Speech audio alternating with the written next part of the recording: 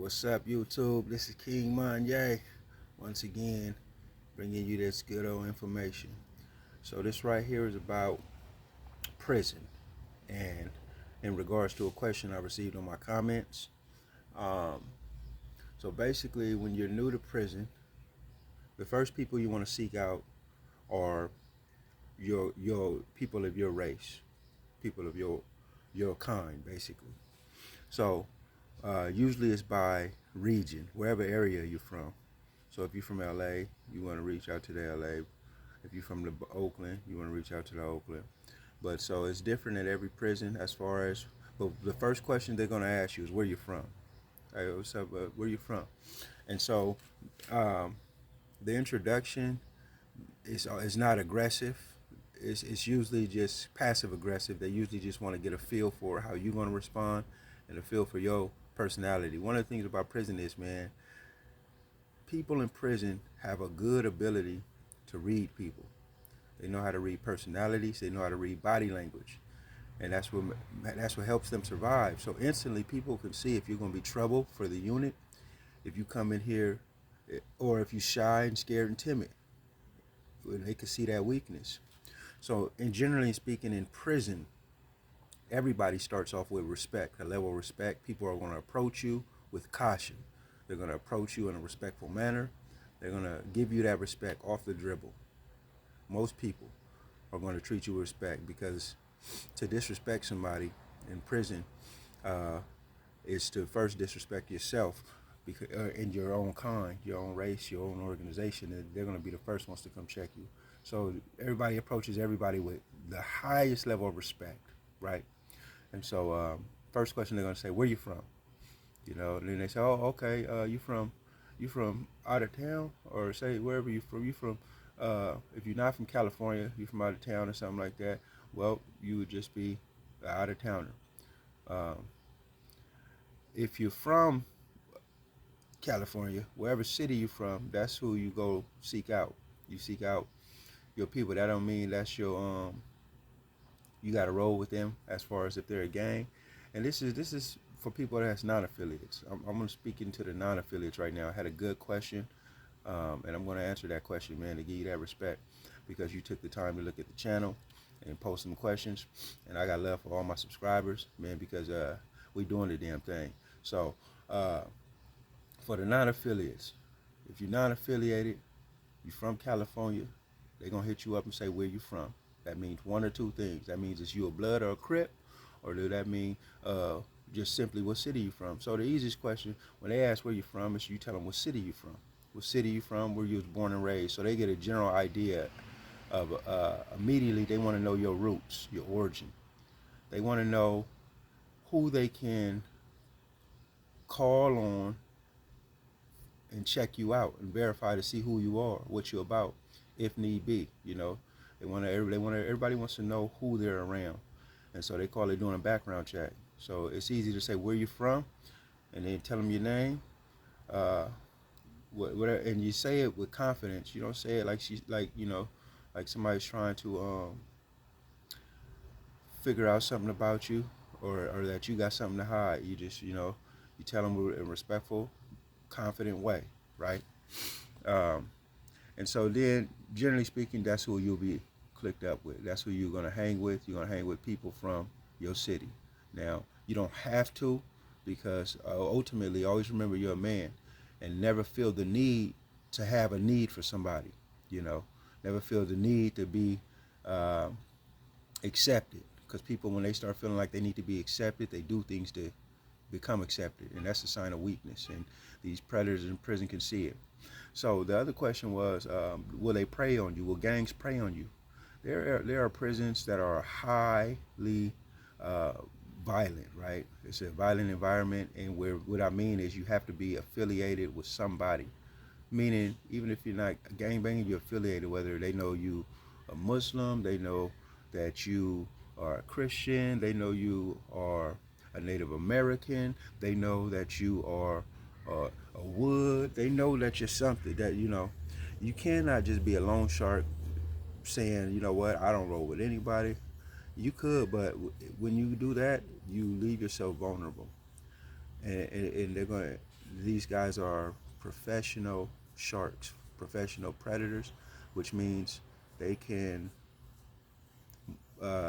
they can bring a problem to you and make it appear like you caused it. Like, say for instance, they'll say something like, "Hey man, have you seen my pen? I thought I left my pen right here."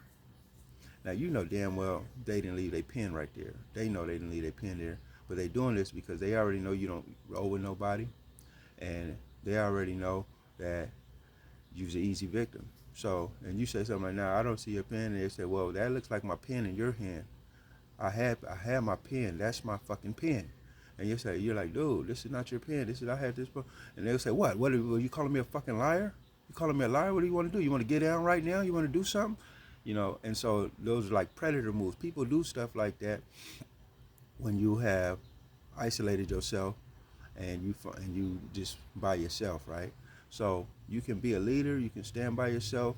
As far as in principles and values and move on those type of things, but ultimately you need to have some type of always have some type of line of defense and security in case of an emergency, and those in cases are highly likely. So you always need to align yourself with some strong people. um, the next thing, so are people going to prey on you, predators and things like that? I haven't seen sexual predators in the sense of how it happens in the South. There is a lot of homosexuality, um, and it's always, they try to, what is the word, prep you. They try to groom you. So you have to be careful for that. One of the biggest ways they try to groom you is by showing you pornographic pictures. You have a man come around who is he appears like a regular person, which he is a regular person. He's a gang member, but he's also a shark. He's a predator, and he's looking for guppies, fish to eat, and bust and booty to beat. That's what he's looking for. And so he'll come around showing you the pornograph pictures. He's trying to excite you sexually. He wants to see what turns you on.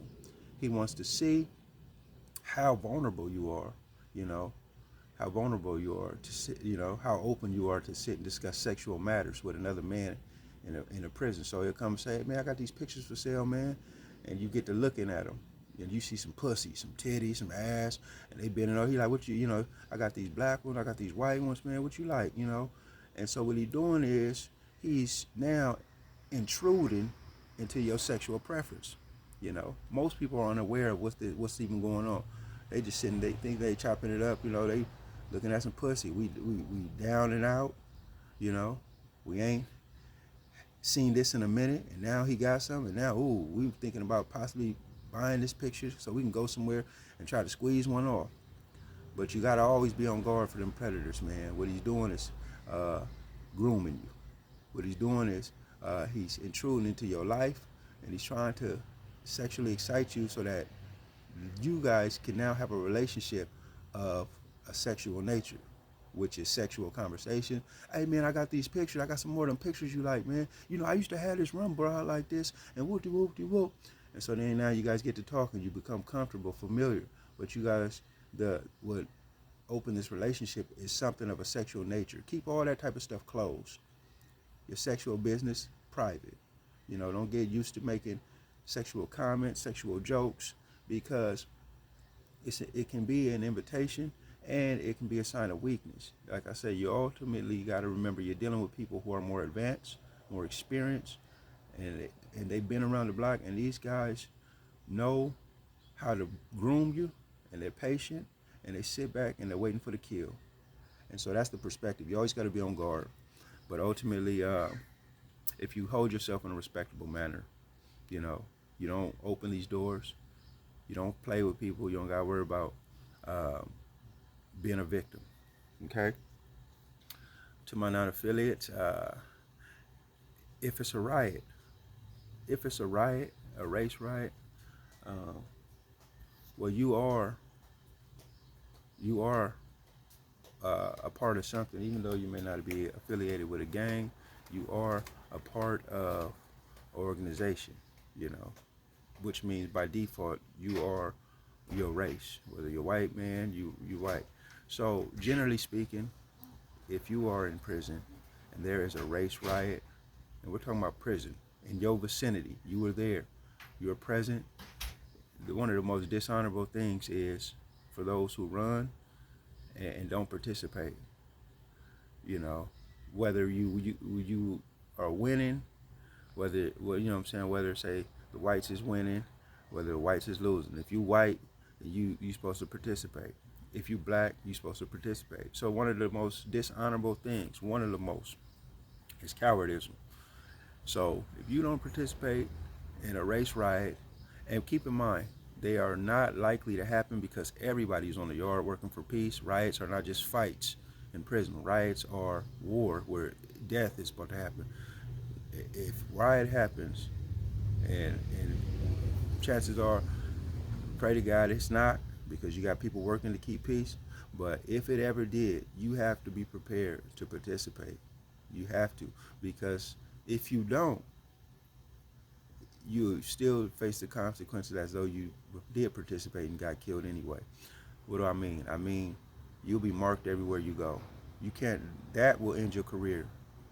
That's one of the things that end your career. If you're black, for the blacks, for the brothers especially, and you don't participate in a riot, you was there, and it becomes known that you ran, that you shut your door. You know. Now, if it's about to be a riot and it's about to pop off, and you decide not to go out there and not to attend, that's different. Still dishonorable in some people's eyes, but at the end of the day, you made a choice and a decision where you felt what was best for you. But I'm talking about if you're there and you're present, even then you still have a choice. But you also got to know, you always got to respect the rules of the land. And so in prison, you know, you can be yourself, but you always have to respect the rules of the land, because sometimes the rules of the land is what's going to, you're going to be held accountable with. And so don't run, participate, do your part, help your community, okay? And keep in mind that it's highly not going to happen. But if it ever did, you need to do something. You need to participate, or your career is over. Your career is over. That's one of the things that you wouldn't be able to go to any prison. You wouldn't be able to go to any yard successfully for any long period of time without word getting to you and somebody coming and bringing it to you.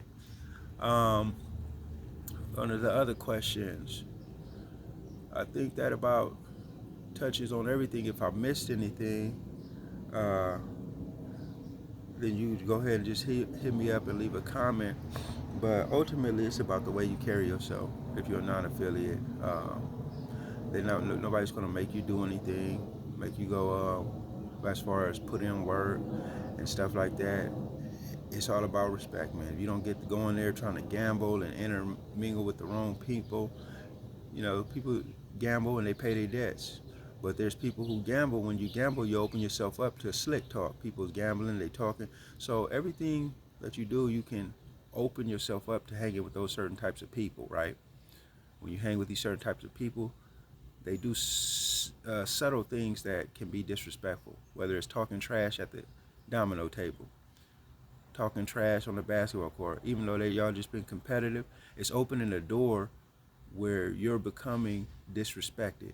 And people that are observing they are taking note of how you are allowing this person to say these slick things, these disrespectful things to you, and they're watching. And you always got predators watching for any sign of weakness. And once that weakness has been discovered, your prison term will be hard. You will have people coming at you sideways.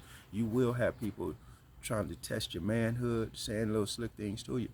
And to avoid that, man, you just always want to guard yourself and live in a respectable manner, right? This is King Monyay. I tell stories from prison to CYA. I am here to end mass incarceration. I am here to empower the community. Make sure you hit the subscribe. Make sure you turn on the notification bell. Once you hit the notifications, click on the bell, make sure it's black, so that way you'll receive all of my videos as soon as I drop them. Let's go ahead and keep on commenting. Let's go ahead and keep on subscribing. All right, this is another day. This was another day with King Monyay, and I am out of here. Y'all be blessed.